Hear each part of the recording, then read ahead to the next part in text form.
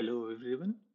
Thanks for joining this talk. My name is Anuj, and today we'll be discussing about GPT models, the future of conversational AI, image generation, and code generation.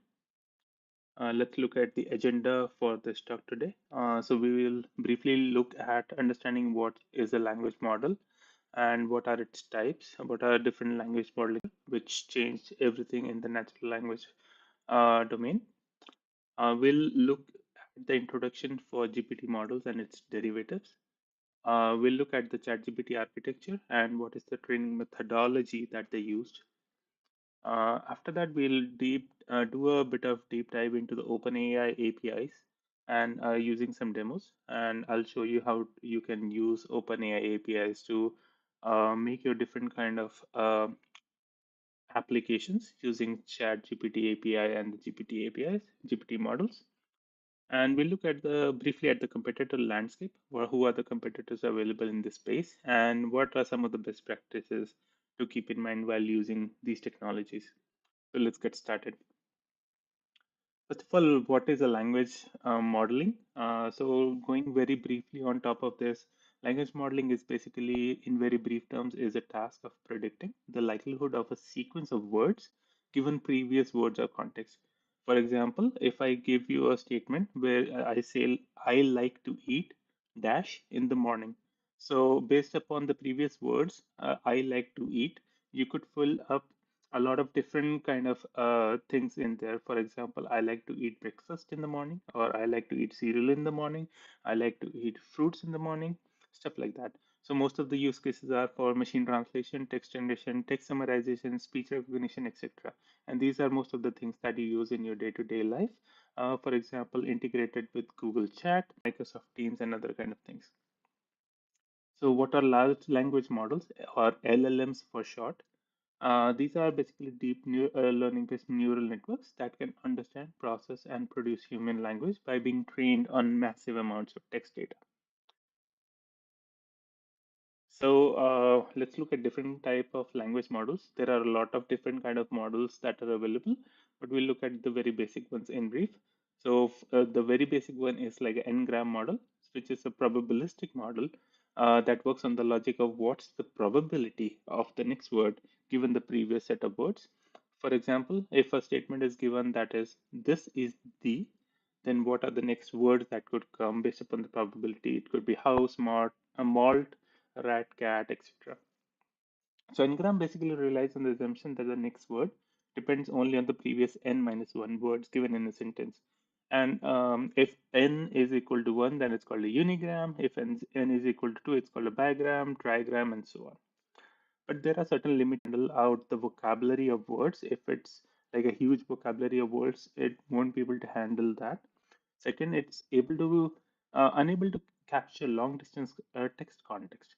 For example, if there is a very long sentence or you give it a very long paragraph of text, it won't be able to capture the context of something that you said in the beginning lines of a paragraph versus what you wrote in the ending lines of the paragraph, and so on.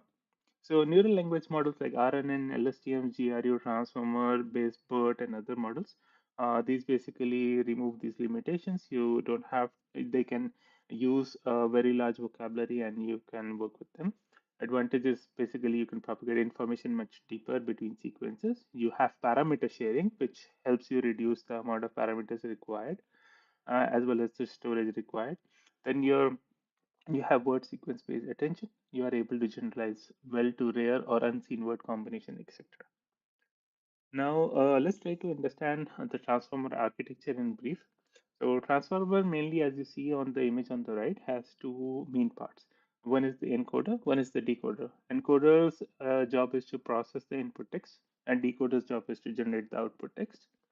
So, in very layman terms, you can imagine transformers as a group of very attentive students in a classroom. So, these students, which is the AI model here, is trying to say, understand, and learn a concept from a teacher. Now, how does this work? So, the transformer model processes the information in the following ways. First of all, it has to listen carefully. For example, listen carefully to the concept to grasp the concept. So they will be mostly focusing on the important words in that is the compared to other thing important words. Then second is attention mechanism in the transformers. Third is connecting the dots. So for example, as the lesson progresses in our example, if the teacher later on asks some kind of a question, uh, then the student is able to connect the dots between the topic that was taught to him or her in the beginning of the class versus at the mid or the ending of the class. And then responding is basically when you ask a question, they are able to respond based upon the knowledge that they acquired during the lecture. So that's in very layman. Now let's look at the GPT models. So GPT stands for Generative Pre-trained Transformer. Why is it generative pre-trained transformer? We'll come back to that. But as you see, it's based upon the transformer architecture, and specifically, if you see on the first image on the right, it's based upon the decoder of the transformer architecture. So you see here the text and position embeddings are coming in, and it is a masked multi-self-attention port. And this is basically what we see right here in the decoder part of the transformer. So the primary version that are available of GPT right now are GPT 1, 2, 3, and 4. That's the latest. So GPT you can think of as like a very skilled writer who has read countless number of books, articles, and the text throughout the internet, and it's able to answer questions based upon that. So why do we call it generative pre-trained transformer? Generative being it's a generative model in terms of images, as we'll see later on, in terms of DALI. Pre-trained because in this we perform self-supervised learning based pre-training of the models on all the text that's available, and then transformer because it's a transformer decoder architecture. Let's look at the pre-training part of the GPT model. So in this, there are mainly two main steps. One is the tokenization, and second is self-supervised learning.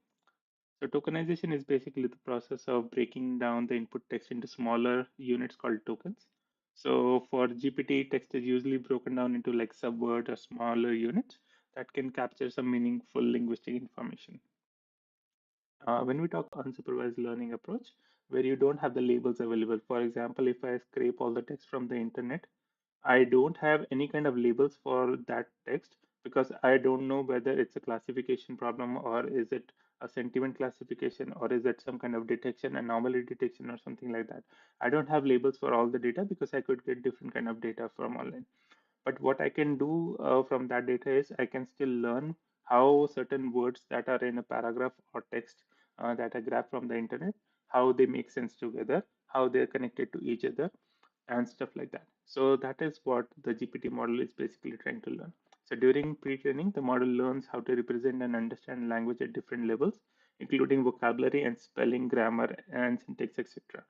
So because of this self-supervised learning nature of it, you will see later on in the examples.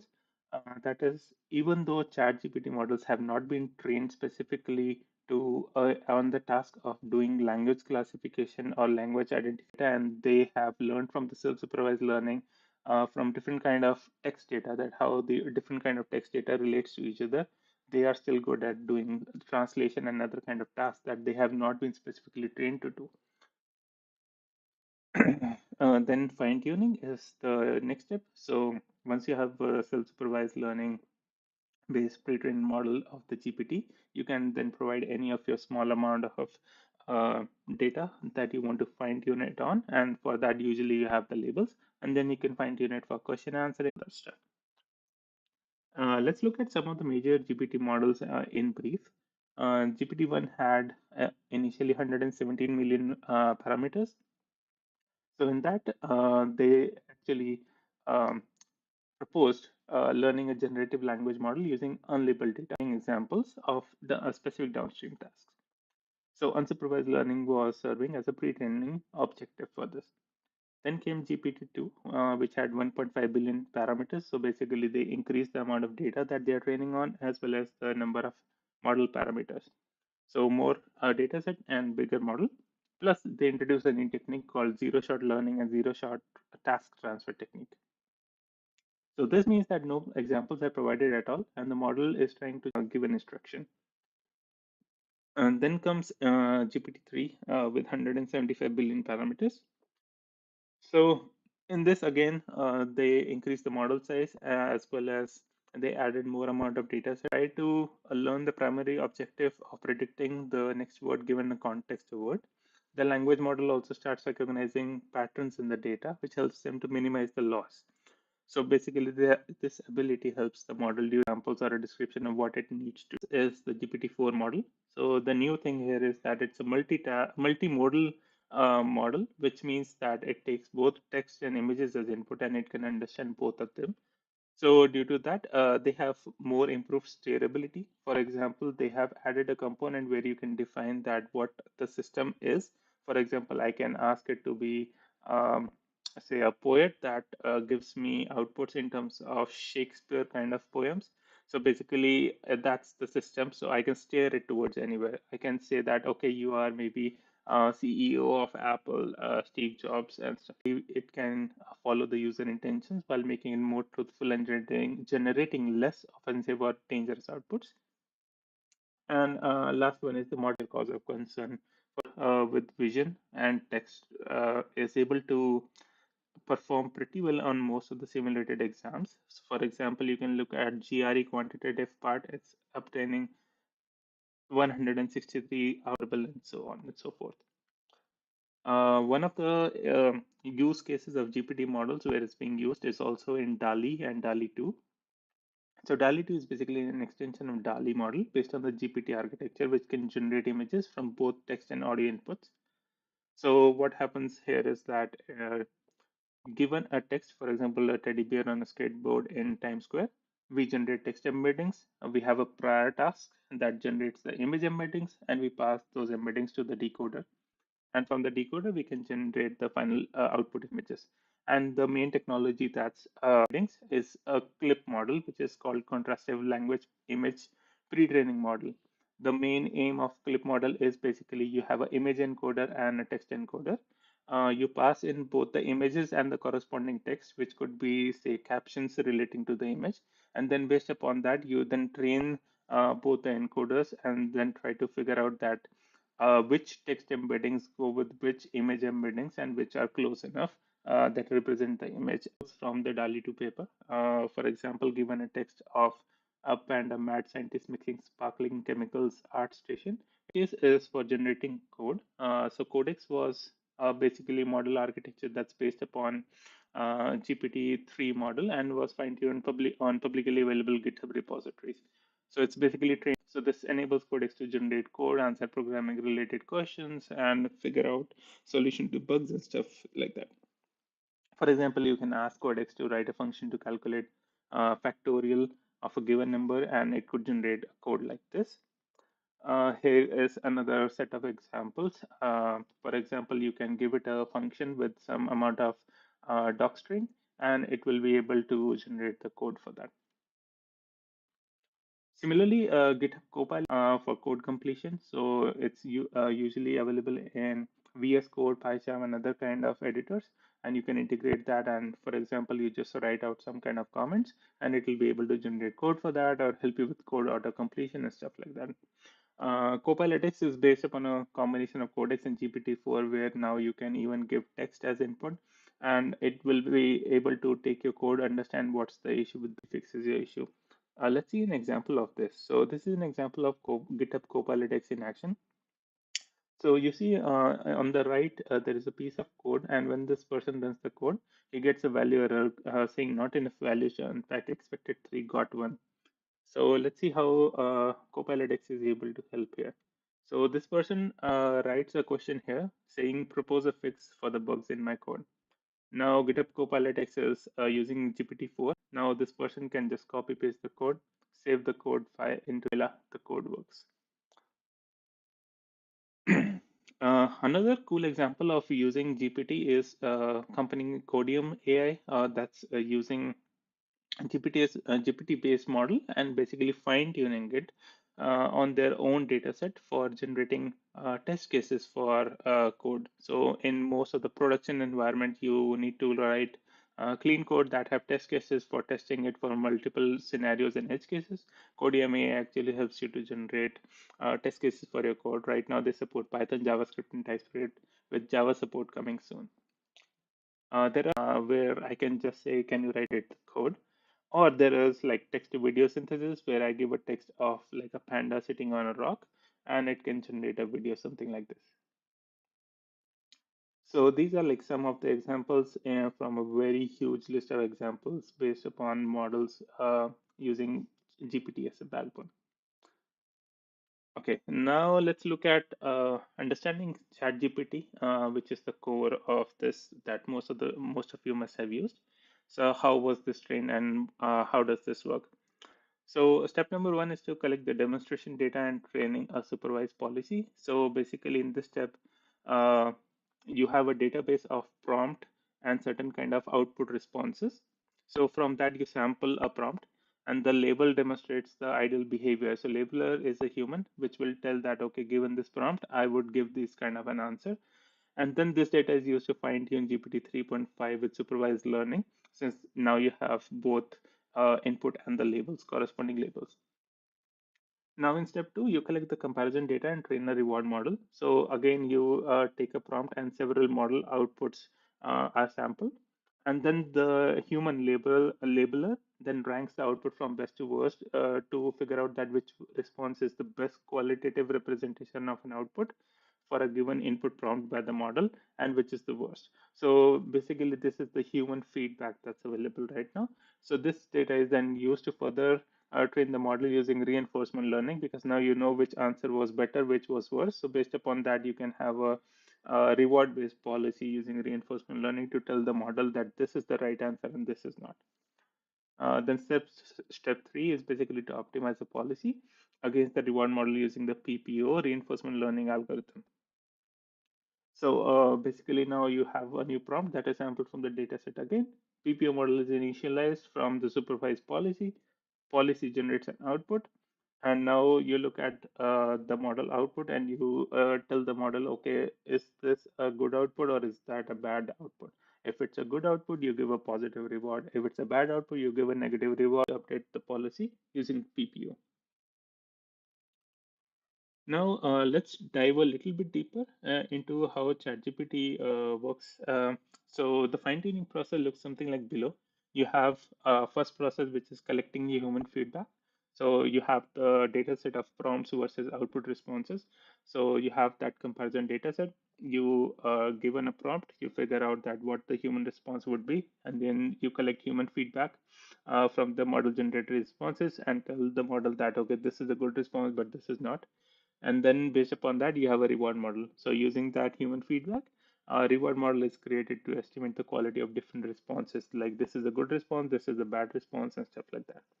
Then you use proximal policy optimization, a kind of reinforcement learning algorithm. So basically, the ChatGPT model is fine-tuned using this, and you gives a good output.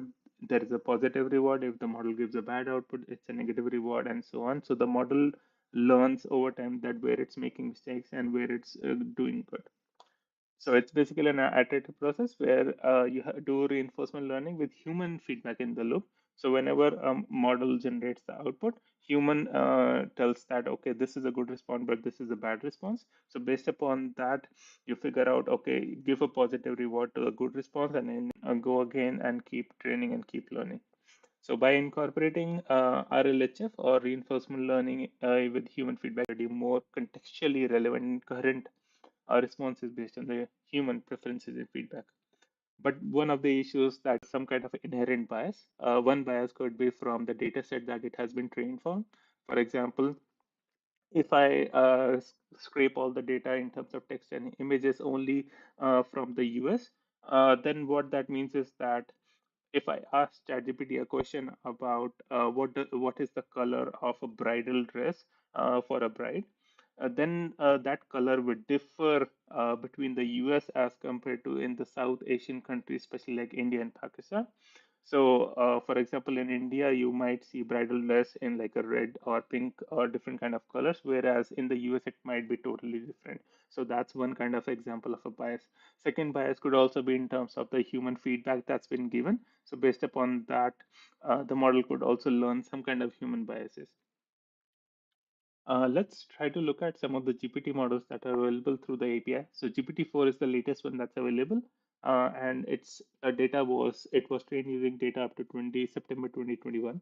And before that, there was GPT 3.5 Turbo, Text DaVinci and 03, 02, and Code DaVinci, which is basically Codex for code completion tasks. So this is just a small list of the models that we'll be working with today, but there is a huge list of other models that are also available.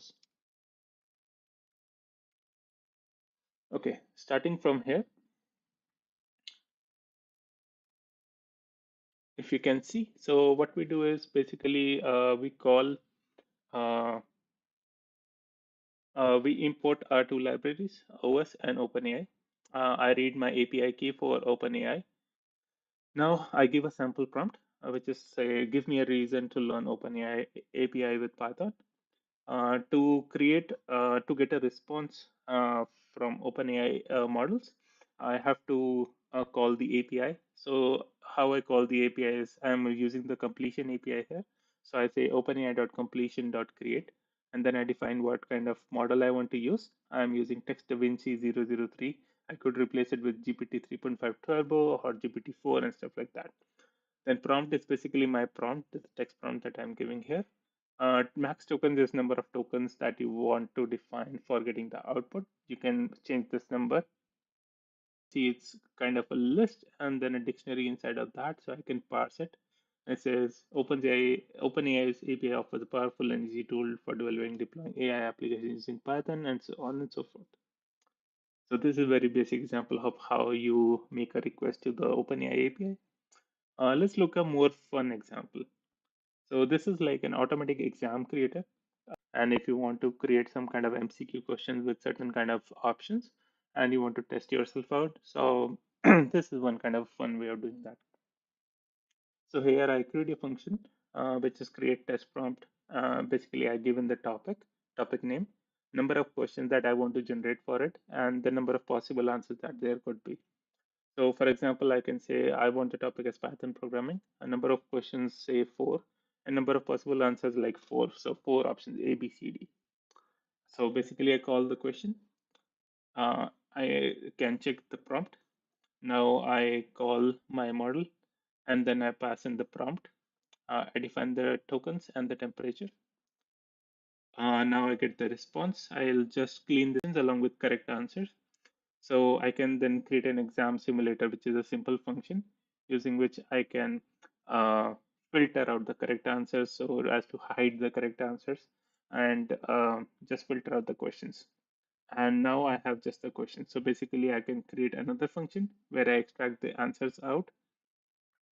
And now I can take exam where the student will enter their own answers. So now what type of language is Python? We know that Python is both compiled and interpreted, but it's uh, kind of a hallucination, but I mean, it could still be fine. Then it says what is the correct way to write a comment in Python. So we know that we use a hash to define a comment. What is the output of this code? X is 3, X is greater than 2, then print bigger than 2. So bigger than 2 will be printed, 3 is greater than 2. And how do you declare a variable in Python is the T option. And then it responds that 3 out of 4 answers were correct and you got 75% grade and you have passed. Let's look at another fun application like an automatic recipe creator. In this, what I'm trying to do is create a dish prompt. So basically, I'm saying create a detailed recipe based on only the following ingredients, and say I have a list of ingredients at my home and I don't know what to make. I can just send the list of those ingredients to OpenAI and I can ask for a response. And then later on, I can even generate a custom image for that. So basically, imagine if you are trying to create a recipe blog for different kind of dishes. You want an image and the recipe title as well as the ingredients and the steps. Cranberries and milk available. So my prompt looks something like this. So I'll be like create a detailed recipe with the ingredient like a recipe title and so on. So we create the prompt, we make the API call. I just filter out the recipe title from this and I send it to DALI model. So in DALI, what I can say is like recipe title, what is that? It's cranberry French toast. So I can say cranberry French toast, professional food photography, 15 millimeter lens, studio lighting. So these are like some kind of prompt engine do you want? And then it generates an image for me, something like this.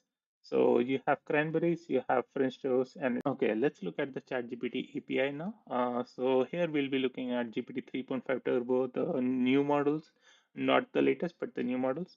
So this is where I told you that what was new that was introduced is the system prompt, which is where you can define that what the system is. So for example, if I say near Google and you're expert in JAX, Flash, TensorFlow frameworks, be as technical as possible while being polite and formal. So I can define this kind of and then provide a sample question and an answer. So for example, how do you import TensorFlow in Python? Assistant can answer like you can call Python, import TensorFlow in Python, you can import as TensorFlow STF, and this should import TensorFlow. And then as a user, I can ask next question, like for example, tell me more about it. So now API. Certainly, TensorFlow is a popular open source machine learning framework developed by Google. If you don't have TensorFlow installed, you can install it using pip install TensorFlow. So that's pretty good.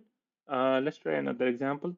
So you are a machine learning engineer, everything is still the same. That's like a role. Now, how is JAX different from NumPy?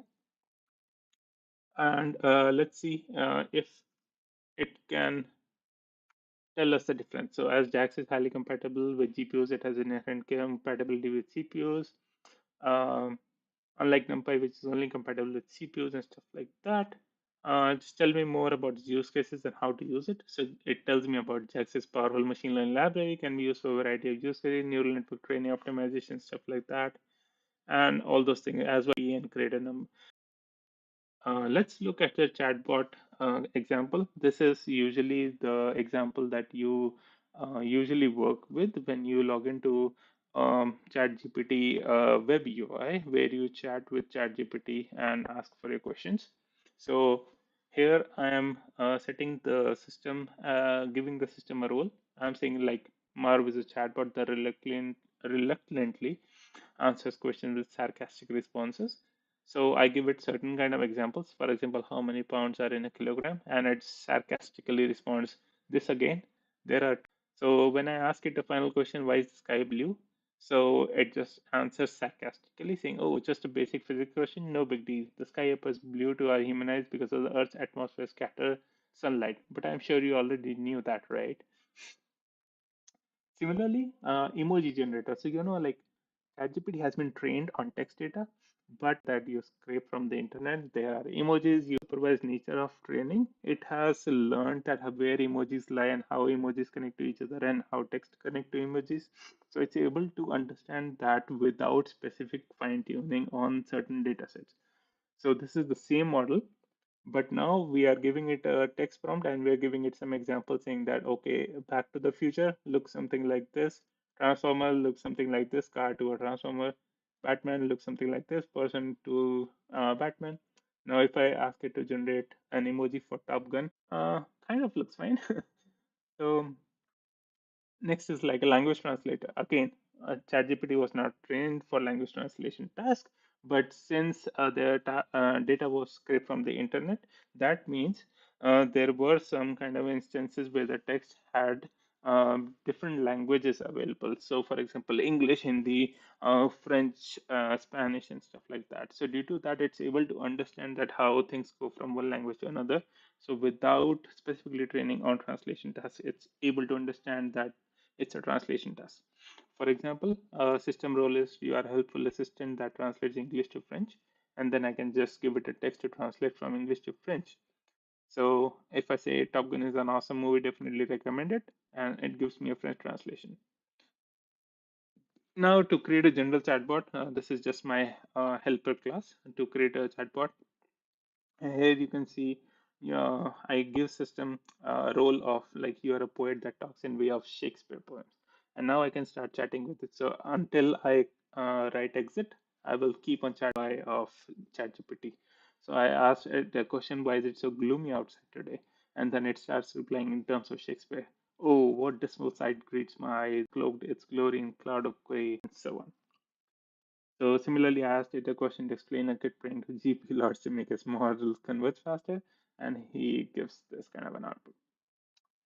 May happiness and joy fill each day, and amen. Let the sun shine bright upon your path, and may you never face life's wrath, and so on. Similar, and I asked it a question like, why did Apple remove all the ports from MacBook Pro and now suddenly reintroduce them back in 2021, and so on. And like, what's the definition of innovation of what you can do? Another example is news translation and summarization. So basically, here I'm trying to scrape the news from certain newspapers of different languages and different countries. So, like for Spain, I'm using this newspaper. For France, I'm using this. For India, I'm using this.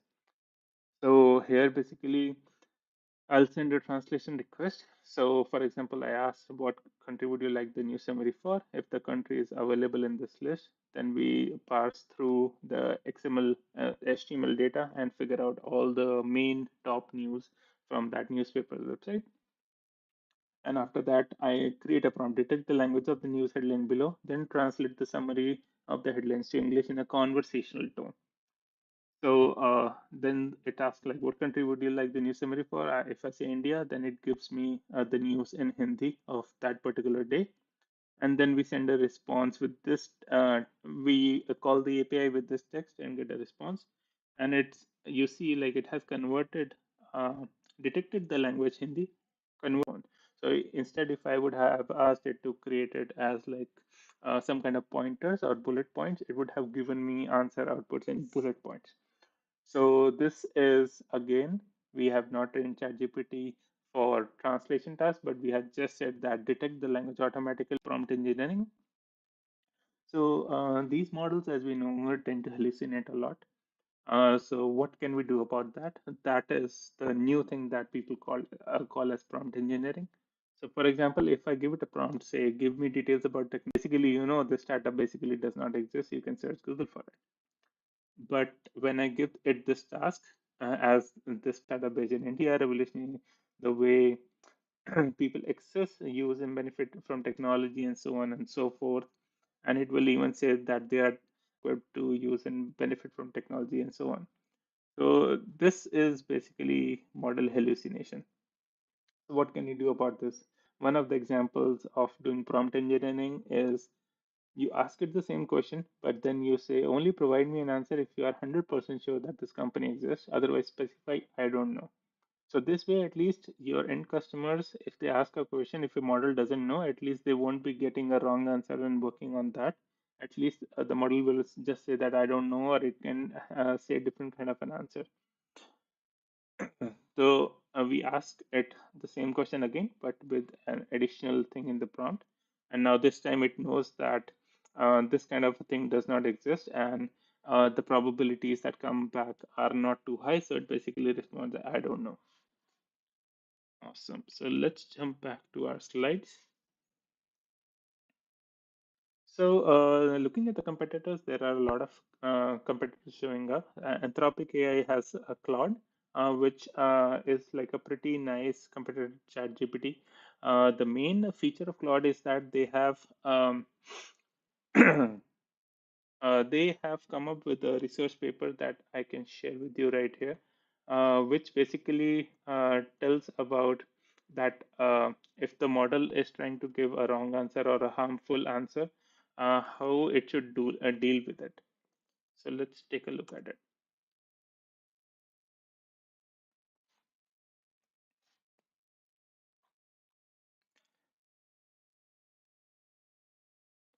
So this paper is basically, this is the important, which is called constitutional AI.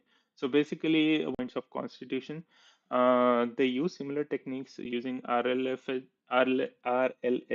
for training their own model, but they add additional constitution with respect to which the answers that are generated by the model have to be checked again. And if they don't agree with the constitution, then it has to regenerate the answer to make sure that it doesn't gives out any kind of harmful outputs.